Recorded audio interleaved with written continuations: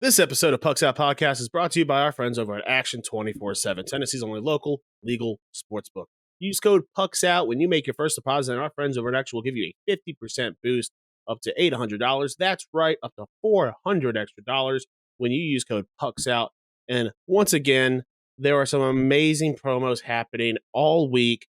Follow us in Action on Instagram and Twitter to be kept up to date on all the action and all the promos coming at you. And did you know you can gamble with cash? Are you tired of waiting on your sports book? You won but can't get your money? No more waiting with Action 24/7. If you want to gamble with cash deposits and withdrawals, get started with Tennessee's local sports book today. Check out the link in the show description to find out how. Once again, use code PUCKSOUT. That's PUCKSOUT. When you make your first deposit, and our friends at Action will give you a 50% boost on your first deposit up to $800. What are you waiting for?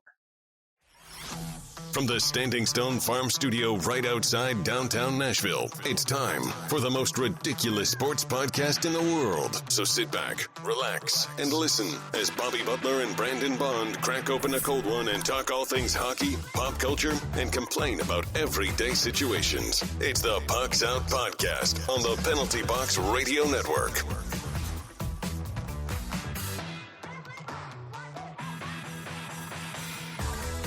Welcome into the most ridiculous podcast in sports and pop culture. I'm Bobby. He's Brandon. Hey-o. You can find us on the three majors of social media at Pucks Out Pod. Now let's crack open this cold Mayday beer and let's get after. I got that JOTD here, blue. And don't forget, Pucks Out is powered by Mayday Brewery, the official beer of Pucks Out Podcast. Hey, if you're listening to this on release day, join us tonight, or maybe in a couple hours, or maybe like right now over at Mayday for some bingo. You can win some Preds tickets, win some Nashville SC tickets. You can probably win some other goodies. We'll have lots of different ways to win, lots of different ways for you to get extra bingo cards. It's also Kelsey's birthday over there at Mayday. They've got a bunch of, they got a dope food truck. I don't know if it's what it is yet, but I'm assuming it's dope. So come on out, hang out with us, have some good beer, win some stuff, and hey, enjoy a local brewery. How you doing today, bud? Doing pretty good. You really brought up a really interesting point. I mean, you said you don't know what food truck it is, but you assume it's dope. And when you said there was going to be a food truck there, I also assumed that it was going to be dope. Yeah. I didn't. I had zero clue about what the food was going to be, and I didn't even think about it. I just heard you say there was going to be a food truck, and I was like, "Oh, dope!" Yeah. I was like, "Dope!" You know, like that was exactly what I said. So that brings an interesting question. Are all food trucks just right off the bat dope? They just starting point dope. They can progress slow. They can go down. I don't know that I've ever had a bad food truck though. If we're being honest, I've had one, and it's only because of the price. The food was amazing. Okay, so that's more of my thing. Is like I don't know that you can have bad food on a food truck. I think once you get in the food truck game, there's a screening process, and they weed you out. It's like an Iron Chef type of deal to get to the truck. Once you're there, we know you're going to have dope food. Yeah, because if you're a successful food truck, that means people are actively finding you out. They're locating you. Yeah, exactly. They're locating you. They're locating. You're not a stationary, easy target. We've all been in that. We've all been in a town. We've passed a restaurant 1,000 times, and we're like, oh, I should go there sometime. And usually we don't. We don't ever go to that place. We just talk about going. But a food truck, you're right. That's a very crucial part of the information is that you are seeking them out. And not only that, is that other people are seeking them out to come to our events. Like come hook up our stuff with dopeness. So yeah. Now the question is, how much do we want to put this to the test? How often do you and I now want to stop at food trucks that we see that we normally wouldn't go to simply to test this hypothesis? Not a lot. There's a lot of Hispanic food trucks around here. Now listen, I feel like Hispanic food trucks are all going to murder it. They murder it. They are straight up. They are killing the culinary game. That's going to skew. Skew the data a lot. That'll skew the data. A guy that has been in this country for 40 years and still knows only 4 words of English and in their taco, burrito, quesadilla, and, rice. That guy, don't mess with that guy. That guy knows what's up. He knows. Is Is rice a Spanish only word? Is that not also No, he Chinese learned or it. Japanese? He learned it. Okay, He learned it. He actually learned that. He actually learned that word Because when he came. you said he only knows 4 words of English, but then you named 3 Spanish words. And Well, no, but he says it. But he says it in an English accent. It's interesting. He you know, he's says like quesadilla. he's speaking in Spanish, and then all of a sudden he's like, "You want a burrito?" You know, he does also know how to he also know how to lead up to it. So he didn't even learn Americanized English. He learned the Queen's English. British, yeah. It's an interesting. There's an interesting group of people coming to this food truck, but it's because it's so good. It's because it's so good. The lore we've built around this guy is already expanding. I mean, what's his name? I mean, his name. We gotta have his name. Jeff, I think. Jefe, El Jefe. Yeah. Hell yeah. But to answer your question, I'm doing well, man. I'm doing, like you said, crawfish boil, bro. That was so money, man. Ooh. You had some good additions this year to that. Went to the soccer game. Good weekend, man. Looking forward to bingo, like you said. We're gonna be giving away some soccer tickets, giving away them Preds tickets. So, but man, I've been eating crawfish for lunch, bro. I've already had like 10 pounds this week, man. Like, my mouth's all salty, and I've got stuff like flecks in I'm finding flecks in my beard and whatnot. That's delicious. You know? Yeah. I've washed my hands about 20 times, and I still got like stuff in the crevices from just picking all the crawfish today. Oh, yeah, fingers hurting and worth it, man. It was delicious. How about you, bro? How you been doing? Good, doing well, man. Had the crawfish boil. Went out on the lake Sunday with my wife and her fam. It was a good time.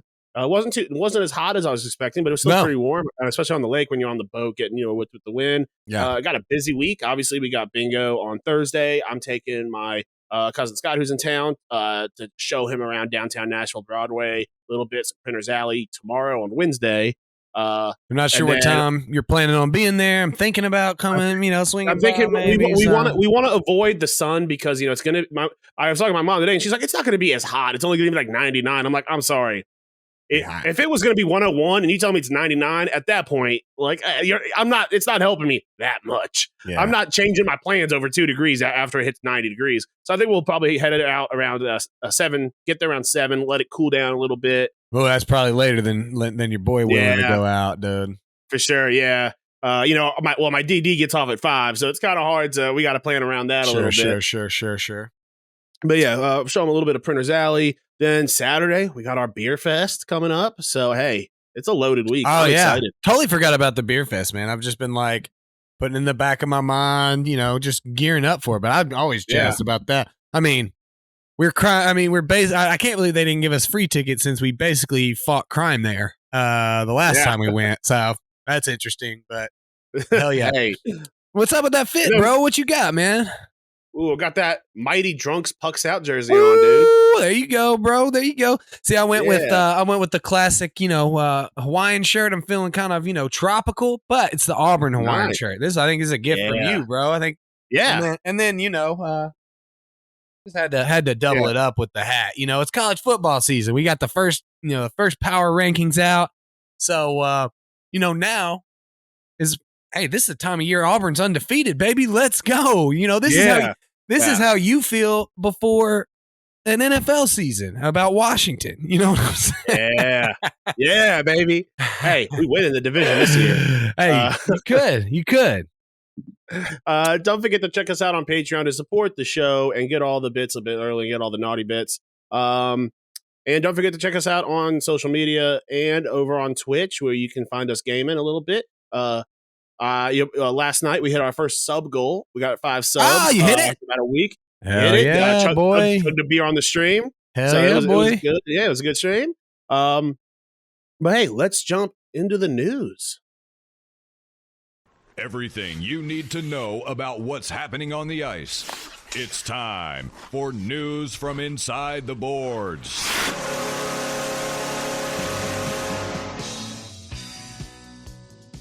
Not a bunch of hockey news since there's only one matchup going on, and we're going to talk about that on our main topic. But all over Twitter, and I watched the video thinking it was going to be awesome. But Charles Barkley angers a lot of snowflakes talking NHL during the Game 3 intermission.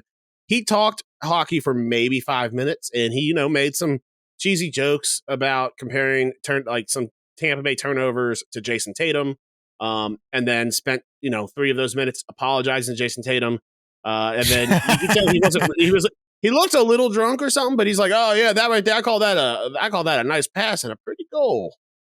So he had some breaking analytics, and people are like, "I don't understand why Charles Barkley's there. We got 2 Hall of Fame NHLers right there. Why aren't they talking about it?" It's like, because they've been talking about it all game, and Charles Barkley's fun.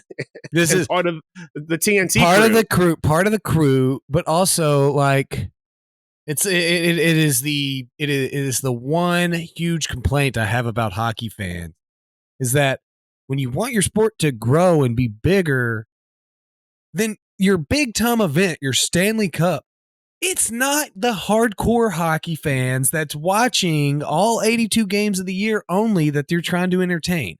You will watch that game with it on mute and no commentation whatsoever, right? We would just watch the hockey game because we're interested in the sport. Whereas they're trying to get attention elsewhere of people that are NBA fans. NBA's now season's now over. We got potentially 4 more games we can draw somebody into and have them watch our sport because their sport is over. It's just like a lack of, and it's almost in everywhere you turn, hockey fans are too cool for the fun of sport. Like Charles Barkley is an enigma in the sports world.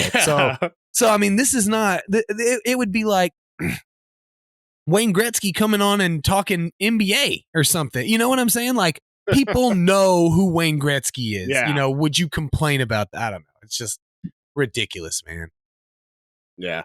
But yeah, that's about it for all the NHL news. So let's jump straight into outside the boards. Now that you know what's happening inside the boards, time for the rest of the headlines with news from outside the boards. You put that story in there to anger me, didn't you? Because of Auburn gear, bro. Warriors win the NBA championship. Dynasty question mark? I think I mean, I guess hard to argue. How right? can it not be? I mean, you go from what they had their. I mean, what was it? It was only a couple of years ago. They had the worst record in the NBA. They had won 15 games or something like that. And before Clay. Are you talking about then, or is it more recently that you're talking about? I think it was just. I want to say it was 8 years ago, something like Steph was a rookie or within his first couple of years. Yeah. So and so what they've done in this decade, in this past 10 years, is insane. Hell, the past 6 years. Yeah, it's. I think they are without a doubt dynasty. I think it's 4 and 8. Is that right? Am I hearing that correct? I think so. How would you not quantify 4 championships in 8 years as in my mind? Dynasty? 3 and 10 could be considered a dynasty in some sports. Yeah, I don't know about some sports maybe, sure. I think it depends on the sport. Obviously, like college football now, because if you're winning 3 and 10, that means Bama probably won 7 and 10. Yeah. No, I don't think that there's any question. I think we kind of landed here. I don't know if I ended. I forget what we guessed. I had the Warriors. You had the Celtics. I think in 7. I want to say I had the Warriors in either 5 or 7. Maybe you had them in 6. I think you had them in 5 or 6. Yeah. Okay. So I mean, I think you had them winning. Because for some reason I think. Well, it had to have been 5 or 7 because you had them winning at home, and they won. Game 6 was in Boston. Yeah. So I must have been 5. And I had Celtics in 6 because I thought that if they go to Game 7 in Oakland, that they're not winning that game. That they had to win it at Game 6 at home if they were going to win the series. Yeah. I mean, Steph Curry was just. Yeah. I mean, a superstar. I mean, what more can you really say? The Celtics really didn't. Their stars really didn't play up to snuff though to win either. In my mind. Yeah, I think the best matchup, honestly, of this entire NBA playoffs was round 2, Memphis versus Golden State. Yeah, think that was a really good that going series. forward, that I think the only team I believe in this league that can knock off this Golden State team is Memphis. And you Yeah, know I don't what? know. Phoenix has got a squad. I absolutely love the drama we're getting between Memphis and Golden State. The next day, they're trash talking, and this isn't petty trash talking like catch me outside. I mean, like their shit. John Morant's like, hey, line us up, Christmas Day game, let's go. Like these are ballers saying, hey, let's go, get on the court, and we'll square up on the court. And I just love that. I mean, this is exactly what the sport needed, because I definitely think that for like as a fan of sports, I think that what any sport, especially a game like basketball that is not contact, you need to have those heated rivalries, those good sportsman rivalries where they're not getting in fistfights, but man, these are athletes competing, leaving everything on the court every time because they just hate each other. You know, for a while, the Bulls had it with Detroit in the early years. I mean, they also got a couple fistfights, but that was Detroit in like the early 90s and 80s. But man, like this is good for the sport. This gets fans. I'm going to be watching every single one of those matchups next season. Yeah, I'm excited as well. I mean, as far as to win a championship, though, I think Memphis has some stuff they need. They need a few pieces in my mind. But yeah, no, sure, that's why they didn't win it this year. I mean, it is going to be a deep rivalry. Hopefully, we may get to see him again next year in the playoffs, and maybe Memphis will get to advance this time. So I'm hoping that you and I can make it out to a Memphis Golden State game in Memphis if the schedule lines up, because that'd be dope. Yeah, and even if it's just a regular season, we should figure it out. But definitely, I'm excited about that. But definitely congratulations to the Warriors, and I don't know that this is the last time that we'll be hearing from the Celtics either. So no, I mean, if you told me that this same matchup happens next season, wouldn't be surprised. Yeah, we said that. Yeah, I kind of like where the NBA's been lately. Honestly, I still am not a huge fan of it. I mean, last year the championship was the Phoenix Suns playing the Milwaukee Bucks, and then this year we get a Warriors team that hasn't been there in a while, but with a really likable crew. Everybody except Draymond. Playing a fun Celtic. I mean, he's just he's Brad Marchand. Okay, he just seems like, to me, like when I watch him, he just seems like a goofball. Yes, like, off the court, but on the court, but I'm a Brad Marchand fan, so I would consider Brad Marchand a goofball. yeah. But if Brad Marchand didn't play on a team you liked, if he played on the Blues, how would you feel about him? Hey, don't. Okay. I'm not gonna put that evil on you. I just had to get you in the right mindset to understand how other people feel. Yeah. But yeah, no, I think, and listen, I'm not a hater. I respect LeBron James. I think he is in some that he is definitely in the talks for greatest of all time. I personally still think Mike is number one. But it's good not always seeing a LeBron James team in the finals. Yeah. I think that now I do believe that after all this is said, and you may disagree with me, I saw people on Twitter saying that Steph is now the face of the NBA. I disagree. I believe that LeBron is still the face of the NBA. No matter where you go, what country you go to, you could go to some tribe in Iceland. They're going to know LeBron James. Okay, let me hit you with this, though. And I guess you could still argue that my side of the argument would still make him the face of the NBA. I would say LeBron James is just now he's just brand recognition. He's just in your household. Yeah. Because, I mean, you could make that same argument about Wayne Gretzky being the face of the NHL still, even to this day.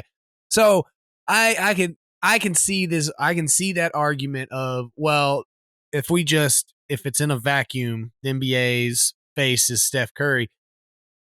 That would be the devil. That would be the devil's advocate argument for me, though, because I still agree with you. It's still the NBA is still end all be all with LeBron James. Just make that devil's advocate play. 100%. And you actually make an amazing point and point out a flaw in the NHL. The NBA, they want to put money into advertising and attempting to make other guys the face of the NBA. The NHL doesn't do that. The reason Wayne Gretzky is still considered the face of the the NHL, they have Connor McDavid, they have Nikita Kucherov, Steven Stamkos. They have these guys that they can, and the most you ever see is right before game starts, they might say, Carey Price's Montreal takes on you might see and maybe if you're a Dunkin' Donuts fan, you might know David Pastrnak, but if you're that much of a Dunkin' Donuts fan, you're a Boston fan, you know David Pastrnak. Right. So, well, it's the same thing. It's the same problem the MLB has. Lack of marketing your stars. And I could not listen. As someone who does not watch the MLB whatsoever, if you asked me what household name do you know from the MLB, I would say, and honestly, I forget his first name, but is it Jake Trout? Is that his name? Mike Mike Trout. Yeah. I mean, that's it. I know that name. And I don't even know why I know his name. Maybe probably because I'm a sports fan. Shohei Ohtani. I mean, he's getting there a little bit. Okay. And then you had the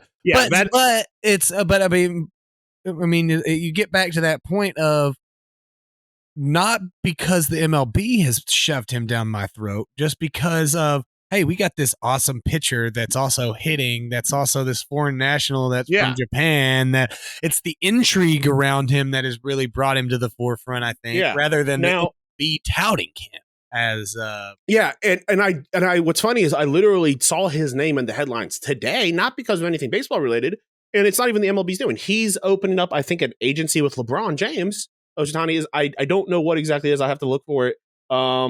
I saw it was on the top page. I literally saw it earlier, but now I can't find it.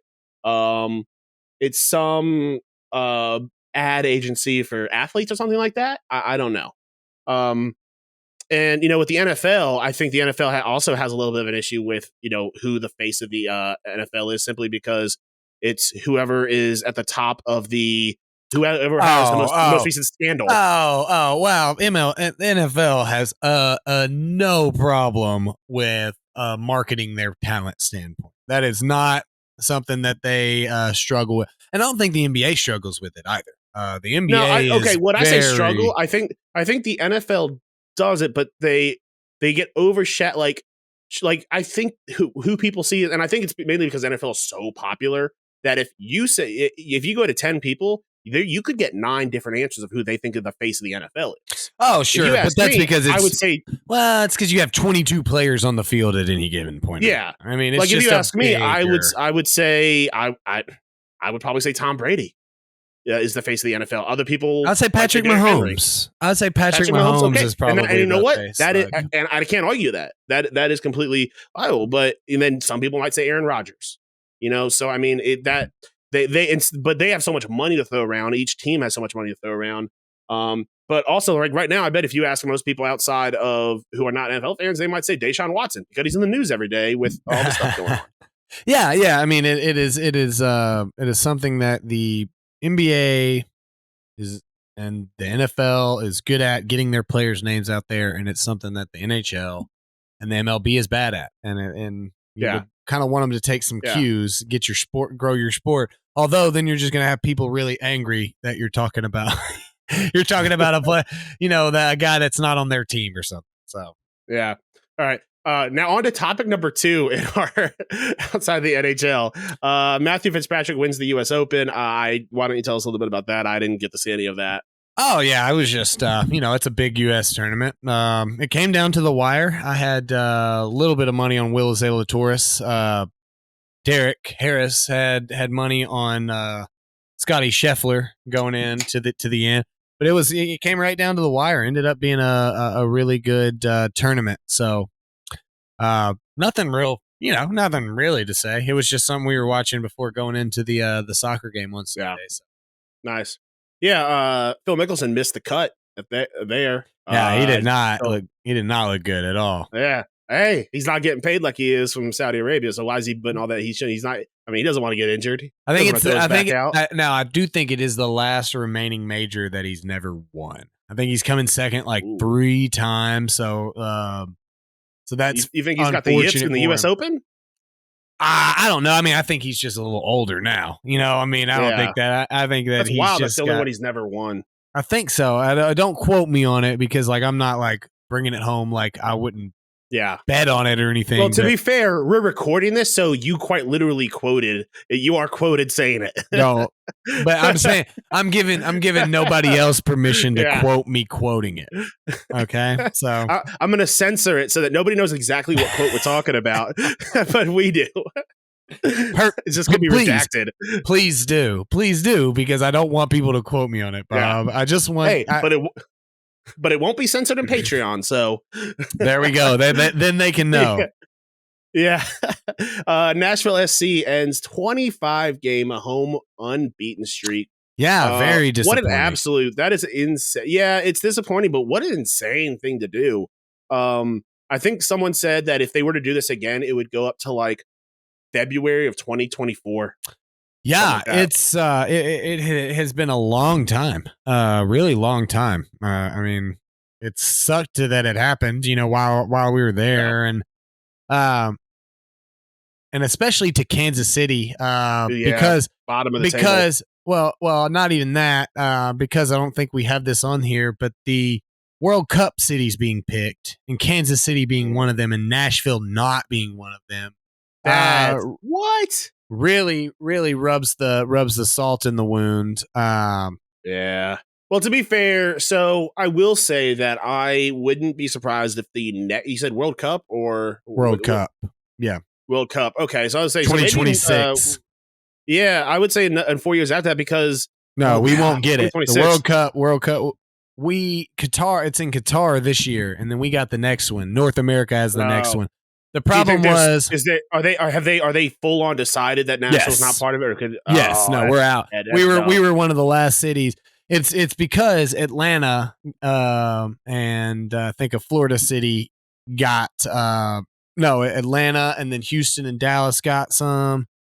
And so it really needed a Midwestern team. It's frustrating because then you had I want to say Ottawa maybe and Toronto. It was definitely Toronto, and it may have been like Edmonton. So is it a North America thing, or yes? Because there's so three. Are there going to be some in Mexico as well? Yes, Guadalajara, Mexico City, and Tijuana. Tijuana. No, it's that one with the mountain behind it. That dope. That look it up. Just Google. Mexican. I think it's Aztec Stadium. Monterey, maybe. And because look at it, because it is dope. I mean, there's no way you could. Mexico Aztec Stadium, Estadio Azteca is a multi-purpose stadium. Look at Mexico City. Look at images though of it. That's wrong. That's not the right one. Hold on. Let me see. There was someone yelling at their radio right now.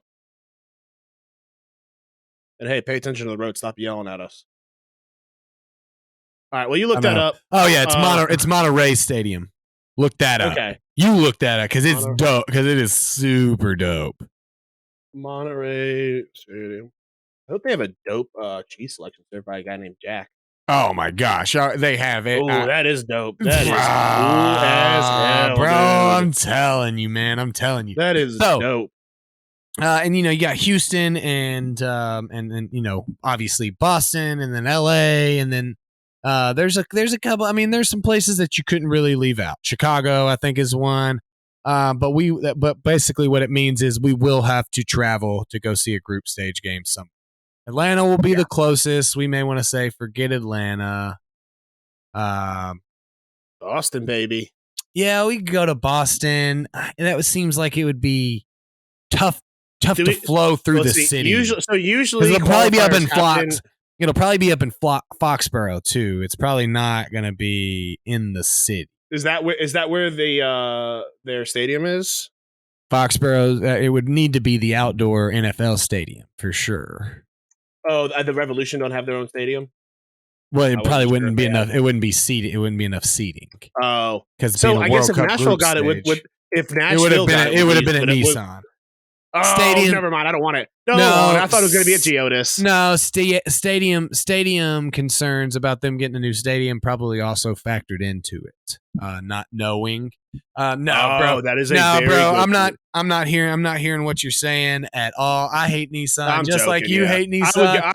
World Cup in your city. It was so frustrating to miss that. But I'll tell you this right now, Bobby, for sure, we're not going to Kansas City to watch this dumb thing. Oh. Okay, so We'll need to see the list of cities when they finalize it, and we'll just pick one. they finalized it. It's out. It's out there. I'm just saying we didn't have it on the dock. And Nashville is not one. So yeah. Rob Gronkowski announces his retirement again. At this point, the first ballot Hall of Famer, I almost feel like he just really doesn't want to do off-season workouts. So he'll just come back in week 9. I do not agree with first ballot Hall of Famer. I mean, his stats don't lie, and the media all agrees he's a first ballot. I mean, when you compare his stats to other first ballot guys, I mean, he's up there. I mean, he's up there with guys like Shannon Sharp with numbers. I guess. I mean, almost 10,000 yards receiving, 92 touchdowns, maybe first ballot. A lot of Super Bowls. I mean, touchdowns. I mean, yeah, maybe. I don't see. I understand that some people may disagree with him being a first ballot Hall of Famer. I personally don't. Yeah, I don't see how, realistically speaking, and a guy with his gravitas, I don't see him not being a first ballot Hall of Famer the voters. I mean, maybe, but only I guess it's a 9-year career, only 621 receptions. Don't get me wrong, he's a Hall of Famer. Yeah. Maybe he's a first ballot. Maybe I'm just not like comparing him to others, big time tight ends or something, but I don't know. I mean he's a Hall of Famer. He's a Hall of Famer for sure. I mean, we can get into the argument on it later on, I mean when it's about to come in. I mean maybe I'm wrong. Yeah. So, just pulling it up real quick, he has just under Shannon Sharp's yards. He's got well more Shannon Sharp has 62 touchdowns. Gronk has 92. He has way more fantasy points in his career. He only has he has only about 60 less games than Shannon Sharp. And I'm just using Shannon Sharp because he's, like, in my opinion, the creme de la creme of tight ends to play the game. And first ballot when you talk about first ballot Hall of Famers. And also, I mean, 5 Pro Bowls, 4 All Pros. Yeah, but okay, so comparing him to Shannon Sharp, that's a different football is different then for sure. I mean, it wasn't the pass happy league we have now. For sure. I would say I would say I would want him compared to I guess Shannon Sharp was a first ballot, but like I see him more as like Tony Gonzalez. Tony Gonzalez, yeah. Oh, he had to have been a first ballot. He holds all of the cards. And listen, I don't think he's as good as Tony Gonzalez. No, I don't think you're saying that. But that's not the argument. The argument is he first ballot or not? And so my argument could be, hey, maybe I'm wrong and I'm just thinking about it differently because he's a tight end. You know what I'm saying? Yeah. Oh, for sure. And I mean, at the end of the day, first or second ballot, I mean, it's not like we're far off. Well, let's see. Yeah, it's hard to take a article from the Bucks Wire seriously about whether or not he's going to be a first. However, his uniform, he already has multiple uniforms in the Hall of Fame. During his week when he surpassed Tony Gonzalez for the most 100-yard receiving games by a tight end, is in Canton. He has 3 other uniforms in Canton already. I think that he has so many accolades like that I mean, it's hard to ignore that. Sure. I do find it. What's weird though, that they, along with his jersey and his pants and his gloves, is in that same display is a referee's uniform for some reason. I don't know why. I can't. It looks like they're just saving space and combining it with another. It looks like the first maybe female referee to ref. Maybe it was the same game. I don't know. Maybe it was like the same game. Oh, it probably was. I bet it was. Okay. Yeah. But anyway, all right. I mean, now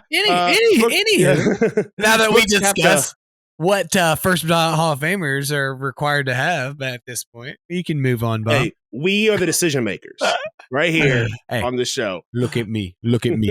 I'm the voter now. Brooks Koepka will leave the PGA Tour for the LIV. Have we decided yet? Is it LIV or 17? Have we heard anyone else say it would never be 17 because I thought it was 17. 54.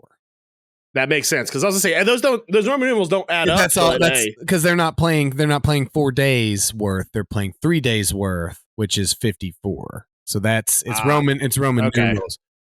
So I do not know. I have not heard anybody say live or LIV golf. But you've also not heard anyone say 17. So it could. That is something fair that I didn't consider is that maybe it's 17 with no real indication that it could be no numbering. Nothing. The reason like I'm thinking about 17 is because initially the list of PGA golfers to leave was 17 golfers, and so that's why the number's in my head. Hey, but now it's 18, which makes it totally legal. Okay. All right. That's the thing. That's the thing that I love about PGA golfers leaving the PGA Tour. Let's be honest here. This is a Saudi Arabia tour. The number's lower than 18. Hey. That's the thing that I love about PGA golfers leaving the PGA Tour. They get older, but I stay the same age. I've totally flipped it. I totally even flipped the script. I mean, they're supposed to stay the same age. I'm supposed to be the one getting older.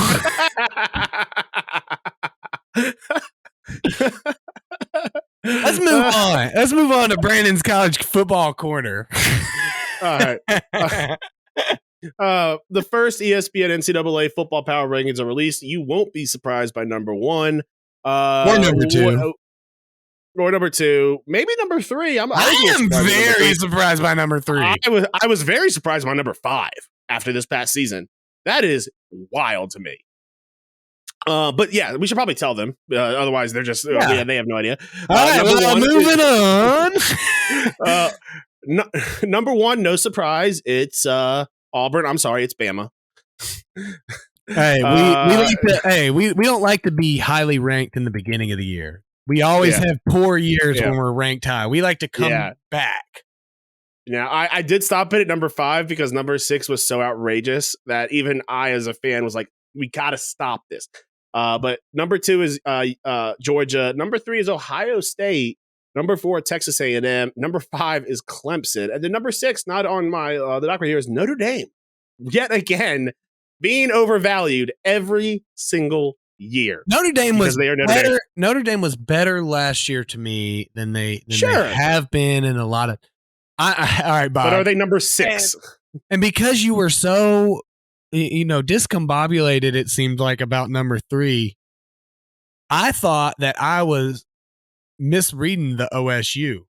And I'm like, you thought it was Oklahoma or something? I thought that you were putting on here and then you were so flabbergasted by Oklahoma State being the number 3 team in the nation. You needed to have been freaking out about that if that was the case. But now that I know that it's Ohio State, I'm much more down to earth. This is a pretty expected list. You're surprised about 5. I'm not. Dabo Swinney is that guy. They are one of those favored teams. They're going to be going through probably a weak ACC. I'm not surprised by it. I will be interested to see what kind of quarterback play they get because that was their big issue last year. Yeah, I'll be honest. I don't think Clemson wins the ACC this year. I think Miami wins it. I like Miami this year. I think they had him in at number 11. I don't hate it. Miami. I don't hate it. I don't hate it at all. But what I will say is that the ACC, I'm not betting against Dabo. Dabo knows how to put the squad together. We'll see, though. I could definitely see Miami being there. And a perennial team that's always right there waiting in the wings, Virginia Tech. Not a great season last season, but right there on the cusp of, a couple of different games go a couple of different ways. So I am 100% with you. This is not the Clemson team we've seen. And so you will not see me sitting here surprised at the end of the season when Clemson or Auburn with the Lake happens to not be sitting there in the playoff or ACC championship. Yeah. Now, there is something to be said. One of the reasons I do like Miami is something off the field. For the first time in 19 years, the University of Miami's football team will not be fined at the beginning of the season. This is the first season in almost 20 years that they are not having to pay, whether it's coaches suspensions or player suspensions. They are coming into the season as of right now completely clear. I cannot at all believe for a guy that just picked Miami to win the ACC. Cannot believe you would jinx them 3 months before the season, Bobby. 3 months before the season. Do you know what can happen in Miami in 3 months, Bobby? I know what could happen in Miami in like 20 minutes. So why would you even say that? Why would you be touting about how they have no suspension? Because at the end of the day, I'm not a Miami fan. You are. You seem to be a Clemson fan, my man. Hey, the convicts will figure it out. My team left the ACC, so I just want chaos. I'm cool with chaos happening. Maryland has left to follow the money to the Big Ten. Huh? Yeah, bro, they're Big Ten. Yeah. No, that's a solid leave for sure. Yeah, but I think that it was bad for the program. I think they went to a place where it's much harder to win because they got a lot more money. And hey, you know what? Yeah, but they weren't winning. But they weren't winning in the ACC, bro. To be fair, they have embarrassed Texas like every year so far. That's what I'm saying. That's what I'm saying. A program like that, I mean, it's eyes on the program. When your alumni can watch them on national television, you're much more likely to get a little bit of money, a little bit of cheddar thrown your way. Yeah. But all right. So moving on to our main topic of the day, Stanley Cup Final. As of recording on this Tuesday evening, Avs lead 2-1. Last night's game, I was keeping up with it during the stream. The score was not an indictment. Oh, excuse me. The score was not an indictment of how that game was played. Colorado played well. They were executing well. It's one of those things where they just didn't get the bounces, and Tampa was just jumping all over them. Yeah. The reason Tampa won was not because Colorado screwed up, which if you saw that score, you might assume after seeing the first 2 games is what happened. No, Tampa showed they are back-to-back Stanley Cup champions. Yeah. This is the hardest trophy to win. Colorado was not coming in there and sweeping them. That was I don't think anyone with any reason or logic thought that was going to happen. No matter how bad game 2 was, a team like Tampa doesn't lose like they did in game 2 and then come home and then get beaten again like that. After game 2, I was a little worried. I mean, but we're talking about a team that came back in game 1 and took it all the way to OT. So a little worried after game 2 as a guy that has some money on Tampa, to win the whole series. After game 3, it's exactly as you said. This isn't an indictment on Colorado. This is showing you, and not necessarily you, but this is showing you why I felt a little confident to take a team like Tampa in a series like this. They may not win this series, but I didn't feel bad about taking it. And this is the team that can let it go, and a team that we were all but certain that they were done for when they went down 2-0 to the Rangers and came back and won 4 straight games. So I will say this, I do not think that they'll win 4 straight on Colorado. I think that we're going to 7. And I need that for the fantasy pool, but I will say that Colorado going into game 4, I'm not going to say it's a must win. I think that term must win is thrown around, but you got to win this game. You want to listen, you're performing well on home ice. You want to go back home with the advantage. You have right now a golden opportunity to come back, make a statement win on Tampa's ice, and then go home and win it on home ice something, and I haven't done the stats, but I feel like more often than not, I see teams winning championships on away ice or even baseball. I just feel like more often than not, teams that win it. It's probably recency bias, sure, but more often than not, that's how I see it. But they don't want to, because we've seen what Tampa can do if they get a little bit of momentum. Yeah, Tampa wins the second game. I don't see how they lose game 5. You know, I mean, they're going to go back in hot. Yeah. And I think now this could easily be a series where home team wins. And if that's the case, Colorado needs to buckle up and be ready to compete in game 7. Yeah. I think game 4 is a very important game for Colorado to give themselves a little bit of a buffer. And so I would normally agree. I would normally agree with what you said. Hey, that term must-win game is thrown around a whole lot, and on games that are not necessarily must-win. So I think that Colorado winning game 4 is as close to as must-win for Colorado as they can get, without it being technically must-win. And that's for numerous reasons, some of which you've named. I just don't trust that they can come back and get their head out of it if Tampa wins this game.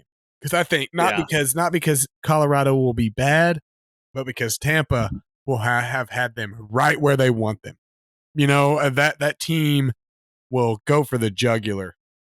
And so I think that Colorado goes 3-1 back home. I think they win it. I think they win it in 5. You know, no problem. Yeah. I think if it goes 2-2, I don't see any way we don't get at least 7 games. You know. Yeah, 100%.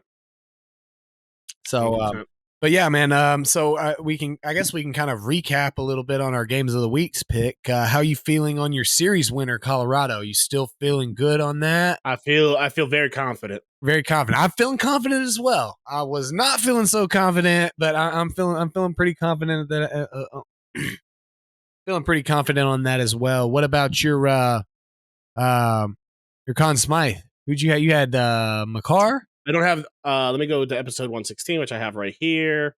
I think I had McCarr somewhere. Yeah, he was either I had McCarr McKinnon.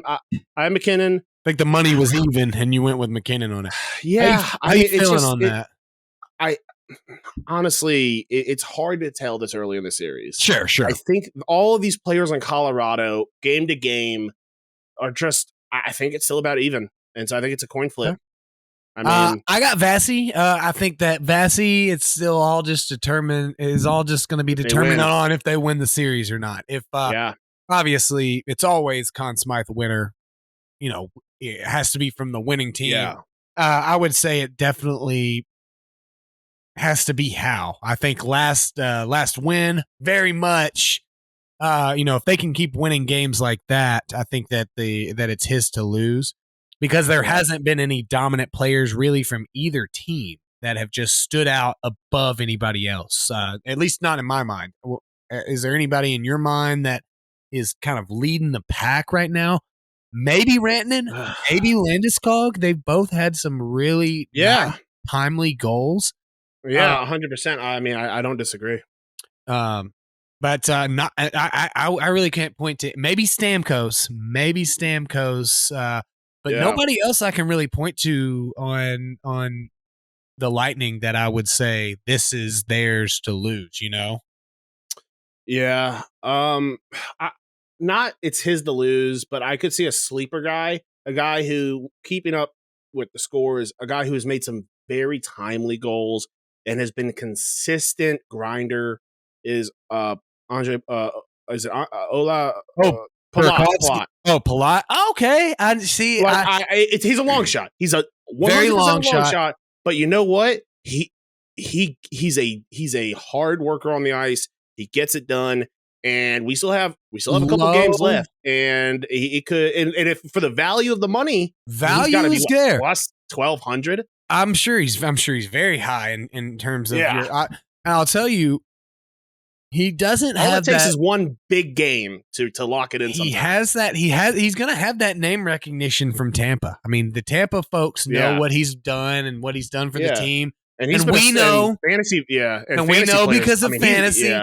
I think the big problem that would come for him winning is his lack of national recognition. I think if Palat is the leading candidate on the ice, essentially, then I think it goes to Vasi just by default. You know what I'm saying? Because Palat's not winning it if they lose, and I don't think that he can win. But I don't hate what you're saying because you know you're paying attention, you're watching, you just see this guy's name pop up so much, and we know what value he provides on the ice when he's not scoring points and he's not scoring goal. So I really like that. I really like that thought process. But I'll tell you, just to kind of counter you, well, on the other side of the ice, Burakovsky is a guy that is doing a whole lot for the Avalanche right now. Yeah, and I was reading something earlier. I think he's on a contract here.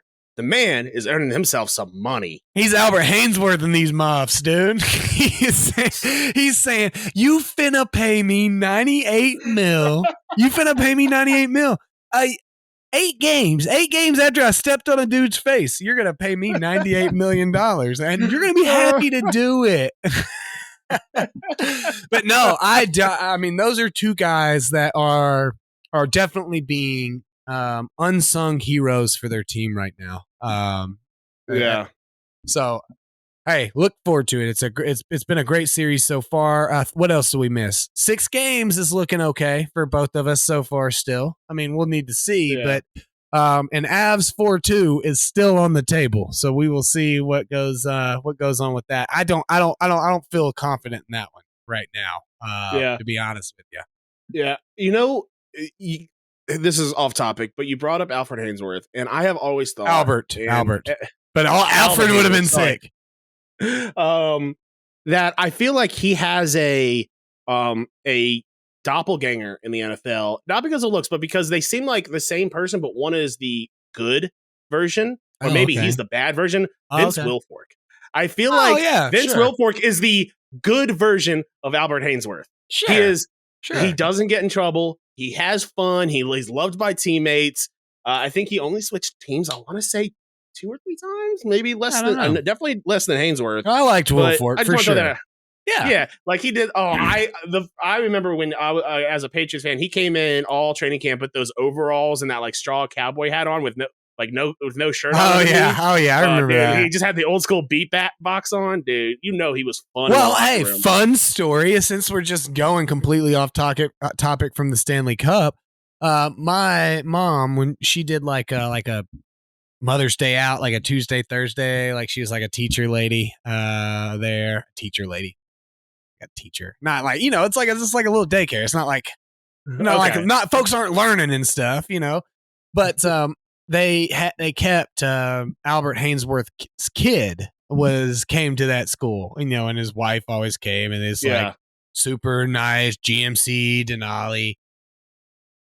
If you obviously understand, you have a knowledge of Albert Hainsworth and the explosiveness he provided to the league, both on and off the field, and during and after plays.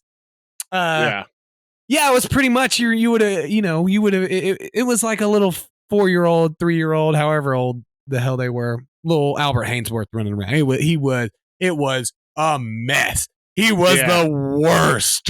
Now, to be fair, places that Albert Hainsworth has gone where there was also no learning being done, someone could say by the University of Tennessee. Yeah. Well, for sure. But I don't think that Albert Hainsworth would be able to learn anyway.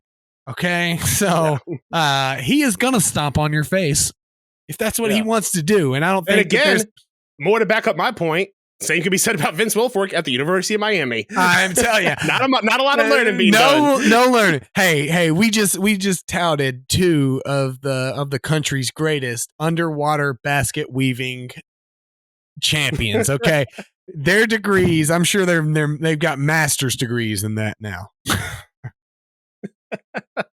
All right, so let's move in to our joke of the week. The weird. Corey Perry. I don't like that. Wild. I think the first read was a good one. Now I'm overthinking it. Outlandish. Each sixth chick sat on a stick. Little tongue twister. And downright dumb. Kidding me. It's time for the joke of the week.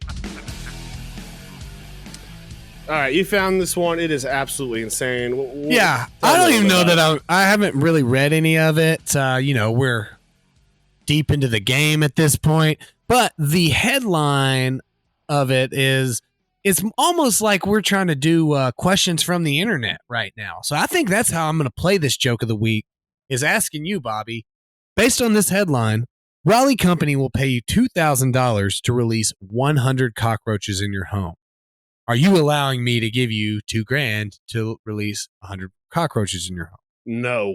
No. Okay. So what number is the right number for me to release 100 cockroaches in your home? That depends on the housing market, because I'd have to buy a new home. That's what I'm saying. That was the first thing I thought. It's so funny you said that, because I'd already planned on making this joke. $2,000 is not enough to buy a new house. So or to cover everything, because I would have to commit insurance fraud and burn the house down. Oh, it's getting burnt. Insurance fraud, no insurance fraud, it's getting burnt. Nobody ain't going in there for sure.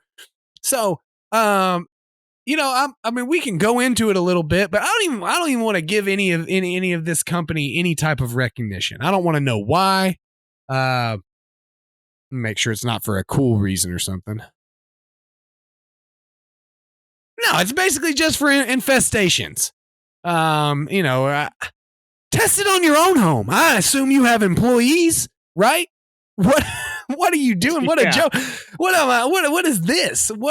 I don't even. Okay, so back to it. What number? What's it going to take, Bob? I've got a checkbook here. I don't know why I'm writing a check. I'm very old school, I guess. Obviously, this is not a negotiation, so I'll just tell you my lowest number. Yeah, just your lowest number. Yeah. We're not going back and forth. I'm not going to release. Yeah. I'll do that for free. I'm just going to come into your home and do it. I'm not going to pay you any money for it. All right. 1.2 million. 1.2 mil. That's a little high for me. Hey, it's a hot market in Nashville, man. It is a very hot market. I mean, it always pays to go with the higher number in situations like this of things that are never going to happen. Distress, and I'm assuming that this is happening just at a random time and place. So I'd still have to you don't know. I'd still have to get all the stuff out of my house with cockroaches. No. See, no. Somebody just comes and they're just gone. You just got 100 roaches all of a sudden. You don't get to know about it. You don't get to know about it. So if I also have to replace all my possessions, then yes, I don't know. $1.2 million. I don't know if that's what the company did or whatever. I remember I've transitioned this to, I'm not giving this company any play to, we're making this a question from the internet. That's even with not knowing and it just being random. I mean, 100 cockroaches. Yeah, I guess it. I did want to get on the hunt pretty early. I wanted to start hunting these cockroaches.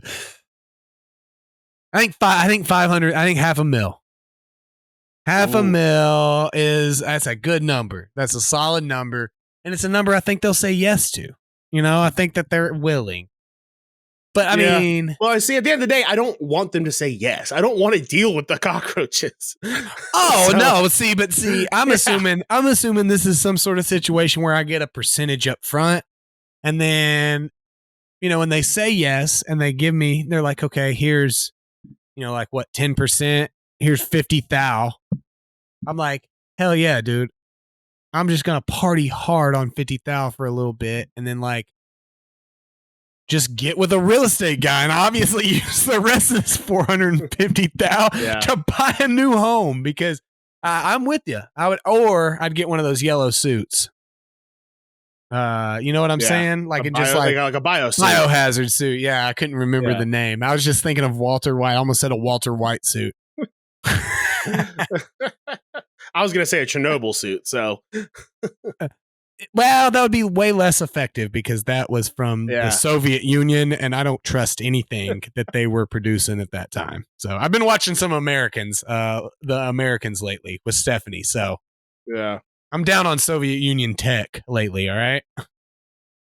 Yeah. That actually reminds me. There was a what was his name?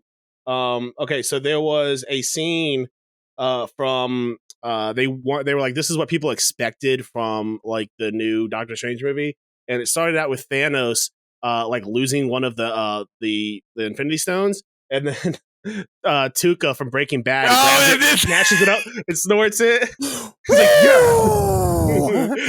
It was it was Tuco in Endgame.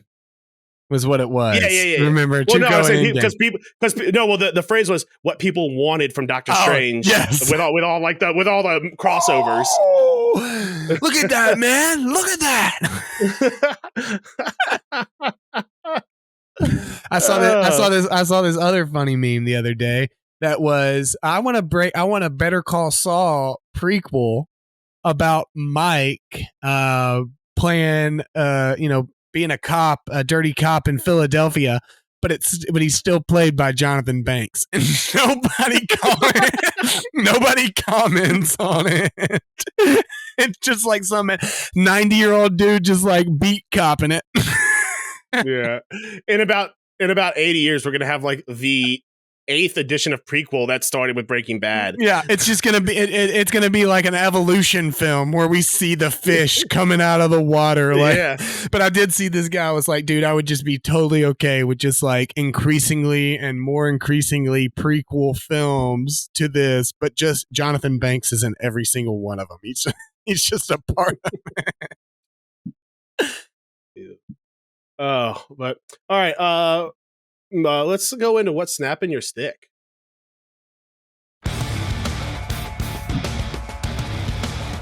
Bobby and Brandon are about to find out exactly what snaps their sticks.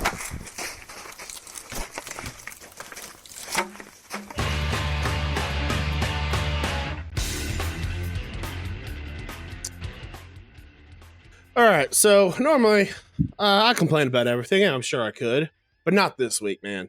Coming off my birthday celebration, crawfish boil, beer festival coming up, Printer's Alley coming up, bingo, all in 1 week. I'm gonna be tired. I'm gonna be hungover, but man, it's gonna be a fun week with some good friends and some good drinks, and it's gonna be a great time. So I've got nothing to complain about. Super solid call. I literally almost did that. But then I was like, no, I definitely got one.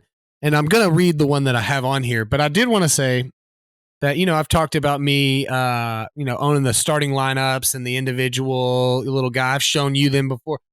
Snap my stick that I never knew that this guy existed. The Dream Team starting lineup. Ooh. I mean, we got Jordan, David Robinson, Charles Barkley, Pippen, Larry Bird, John Stockton, Chris Mullin, Karl Malone, Patrick Ewing, and Magic Johnson. Had zero clue it ever existed. So that snaps my stick that this is the first time I've ran across it. But the other thing that's snapping my stick was that I'm getting older now. So while it still occasionally happens, the heyday of somebody using an insult to me as, hey, I banged your mom, it's a little outdated. It doesn't happen as often. So when I saw this Ask Reddit thread today that was like, what somebody said, what's the best comeback to say to somebody when they tell you they banged or plowed your mom or whatever? And dude, the first answer, it was glorious. And I'm so sad that I haven't had this my whole life. Not knowing the best comeback that I banged your mom, I banged your mom is disappointing your own parents wasn't enough. That's good. I was like, are you kidding me? That's money. That's golden. So that's on the doc, gold. I didn't see the disappointing, so I thought it said your own parents wasn't enough, as if they slept with their own parents first. They may have, though. They may have. What an absolute like, how do you even come back? How do you even come back from it, man? You can't. Like, there's nothing you can say. So yeah. Kids these days being way wittier than me, snapping my stick. But kudos to that guy. So yeah, kudos. But all right, everyone, thank you so much for joining. Don't forget, today, day of release, join us for bingo. For Brandon Bond, I'm Bobby Butler. This has been Pucks Out Podcast. You've been awesome. We'll see you next week. peace.